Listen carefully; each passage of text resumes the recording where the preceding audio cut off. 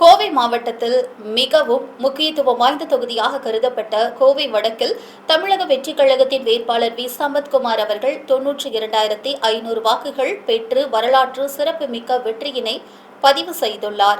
தொடர்ந்து செய்தியாளர்களை சந்தித்து அவர் கூறியதாவது: இந்த வெற்றி கோவை வடக்கு தொகுதி மக்கள் மாற்றத்தை விரும்புகிறார்கள் என்பதற்கான சான்று என்றும், குறிப்பாக இளைஞர்களும் பெண்களும் எங்கள் தலைவர் தளபதி விஜய் அவர்கள் மீது வைத்துள்ள நம்பிக்கைக்கு கிடைத்த வெற்றியாக அமைகிறது என்றும், ஆளும் கட்சியான திமுக மற்றும் பலமான பாஜக வேட்பாளர்களை எதிர்கொண்டு இந்த வெற்றியை பெற்றுள்ளோம்.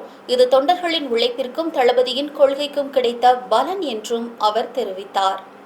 இந்த வெற்றி முழுக்க முழுக்க தளபதிக்கே சாரும்.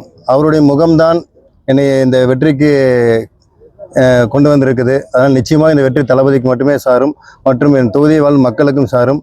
எந்த நம்பிக்கையில் மக்கள் தளபதியை ஏற்றுக்கொண்டு அவருக்கு வாக்களித்து இன்று மக்களின் நம்பிக்கை இன்று பெற்ற ஒரே நபர் தளபதி என்பதை மக்கள் நிரூபித்து விட்டார்கள் என்பது எனக்கு ரொம்ப பெருமையாக இருக்குது.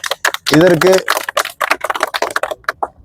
இன்னும் எவ்வளவோ பணத்தை கோடியாக செலவு பண்ணி, உங்களுக்கெல்லாம் தெரியாது ஒன்றும் கிடையாது, எத்தனை கோடியும் கூட கணக்கு எங்களுக்கு தெரியல, ஆனால் ஏகப்பட்ட கோடி செலவு பண்ணிக்காங்க மட்டும் தெரியும். இது எல்லாத்தையும் மீறி ஜனநாயகத்தை வெல்ல வச்ச மக்களுக்கு நாங்கள் இந்த நேரத்தில் நன்றியை தெரிவிச்சுக்க கடமைப்பட்டிருக்கிறோம்.